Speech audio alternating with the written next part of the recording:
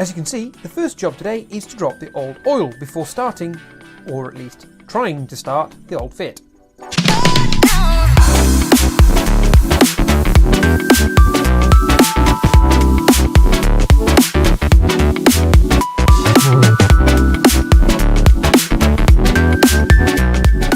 Right, so we have drained the oil.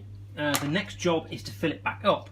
Now I'm going to be extra cautious with this, so I'm currently using some new but old oil from stock here at the workshop. So I'm using a 2050, which is what I'm ultimately going to use, but I've got a fresh tub for when we actually run the vehicle.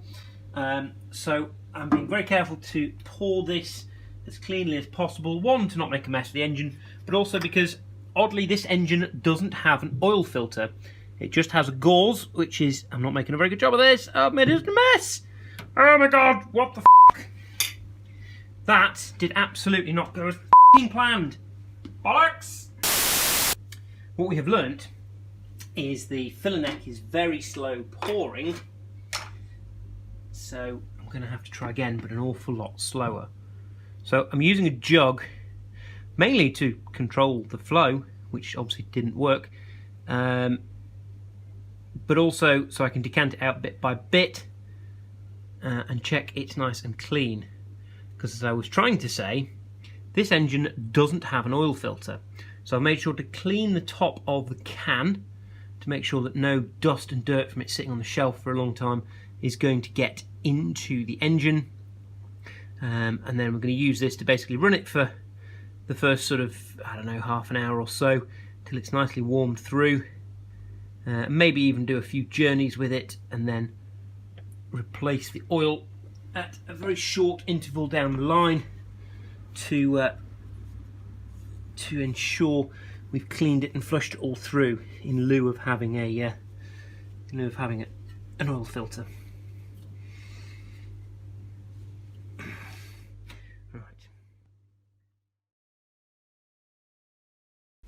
Okay, so now we have drained the oil, I'm going to start putting oil back in. So I'm going to do this with a jug. You might notice the engine looks quite shiny at the top. It's because I've learnt the hard way that this is very tricky space to pour oil. So hopefully with the aid of a jug and a little pouring nozzle, we can spill, you know, less than a gallon for every gallon that goes in. Slowly away. This also gives me the opportunity to check the oil is nice and clean before it goes in, because oddly this engine does not have an oil filter. So we have to be very careful with the oil we put in. Make sure it's nice and clean. Oh, well, that's spilled again, but not as bad as before. Right, I'm going to get on with just messing around with this and trying not to completely deluge the engine in oil. And see you in a little bit.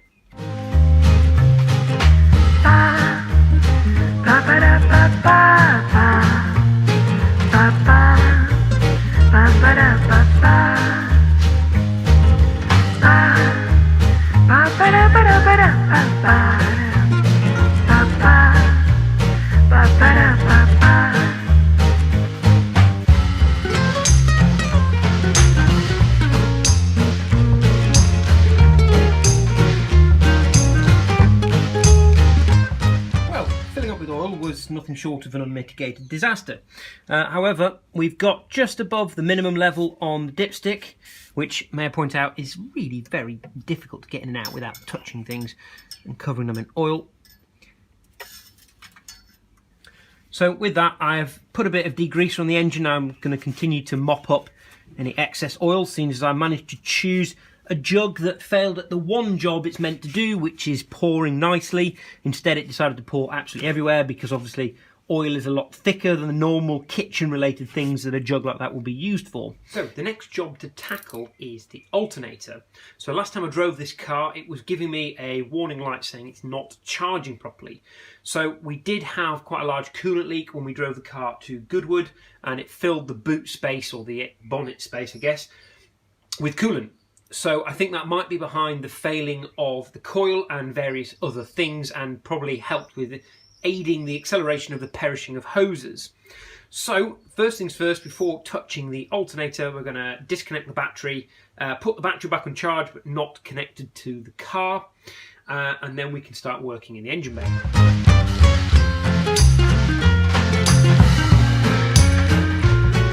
Okay, so here is the alternator we're going to take out so we can check and potentially replace. So there are 2 bolts here which are 17mm, which hold on this slightly extended bracket. I don't think this is the original alternator. It probably would have had a dynamo, I suspect, when it was new. So this is probably an aftermarket upgrade, which is why I need to get it off and find out what it actually is so I can get it tested and replaced. So those will come off first. We'll get the belts out, and then tucked down the back, you might just be able to make out the connectors on the back there. I'll try and get some better light in when we get round to that bit. So, on to taking those bolts out.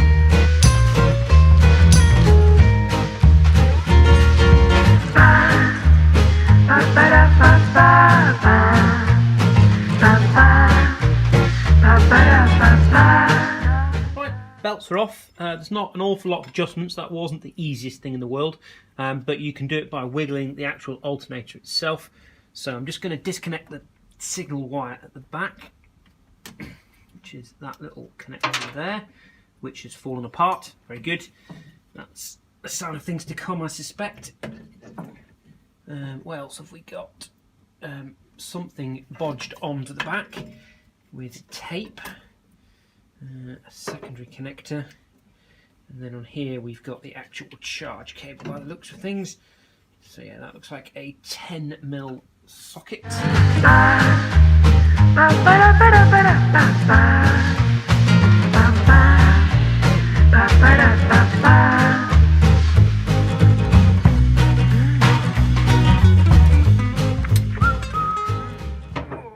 out she comes.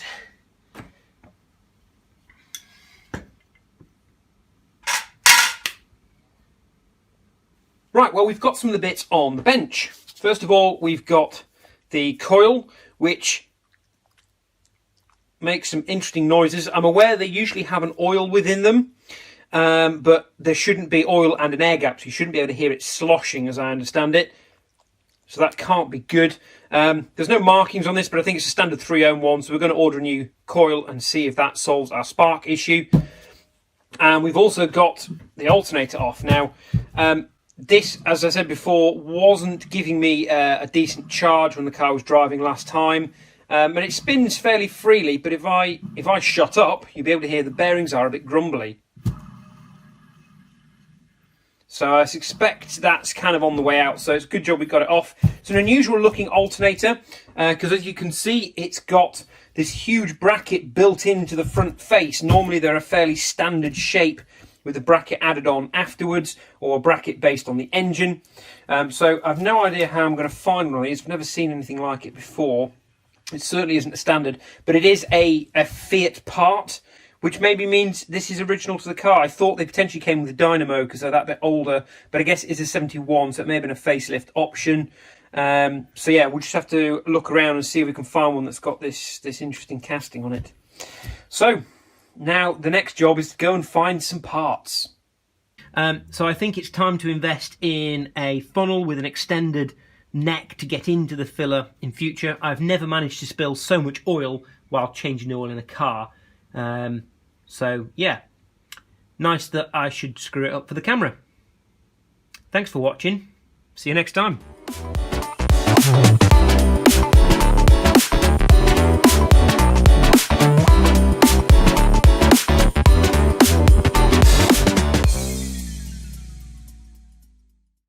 Okay, here goes. Oh. Right, well. Fail.